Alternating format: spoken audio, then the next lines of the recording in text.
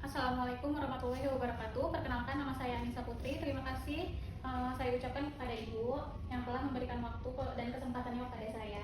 Pada kesempatan ini saya sedang melakukan kegiatan wawancara terkait musik tradisional Rampak Beduk di Pandeglang sebagai arsip lisan dan upaya pelestariannya.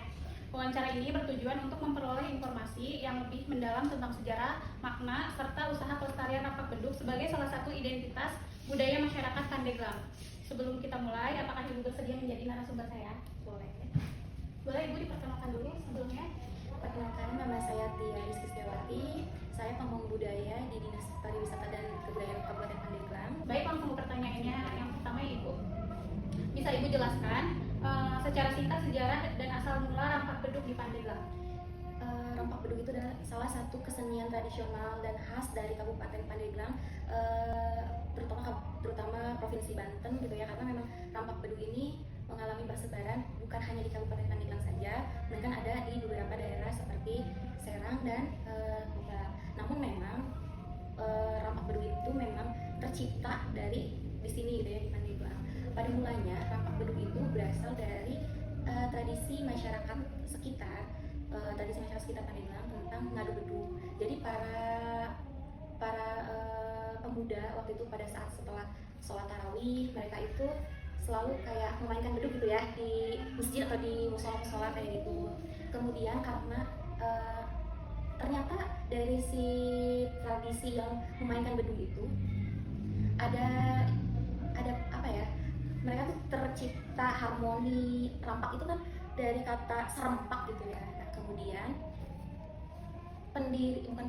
pelopor mungkin ya, pelopor dari kesenian ini adalah Haji Ilen almarhum yang sekarang diteruskan oleh anaknya. Jadi si Rampak Beduk ini yang mulanya hanya sebatas tradisi menjadi tampilan kesenian.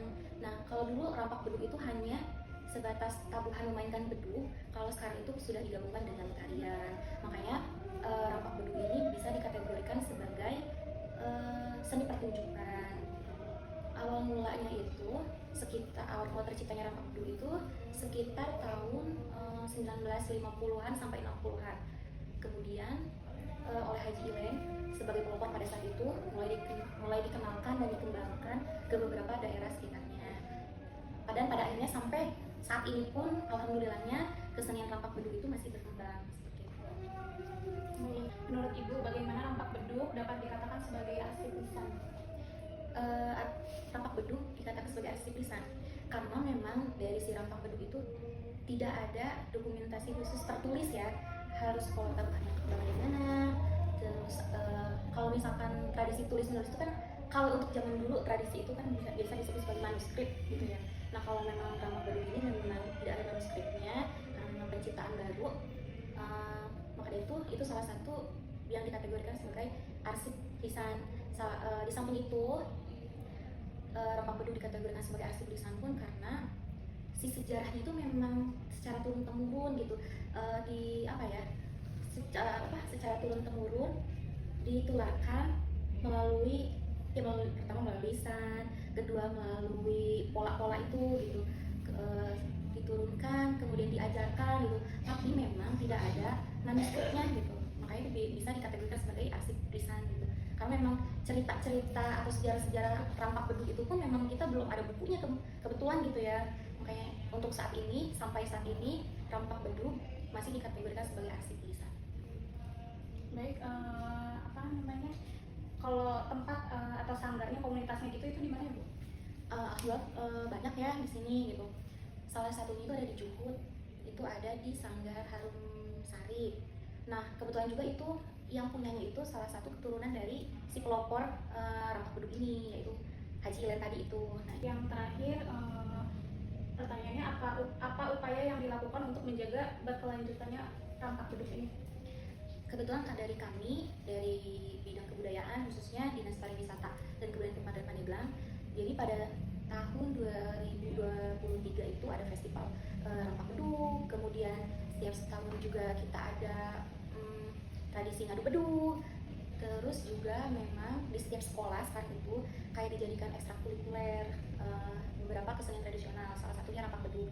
Contohnya di SMP 1 Majasari, ada di SMP Lomba Pandeglang dan beberapa sekolah lainnya. Itu salah satu upaya kami untuk melestarikan kesenian rampak beduk ini. Salah satunya itu tadi dengan adanya ekstrakurikuler. Baik, sudah cukup pertanyaannya dari saya. Baik, terima kasih banyak saya ucapkan atas penjelasan dan waktunya kepada Ibu. Informasi yang disampaikan sangat bermanfaat dalam menambah wawasan dan menjadi bahan penting dalam penyusunan arsip lisan mengenai rampak beduk di Pandeglang. Semoga apa yang telah dijelaskan dapat menjadi kontribusi positif bagi upaya pelestarian budaya daerah, khususnya seni tradisional rampak beduk di Pandeglang. Sekali lagi saya ucapkan terima kasih. Wassalamualaikum warahmatullahi wabarakatuh.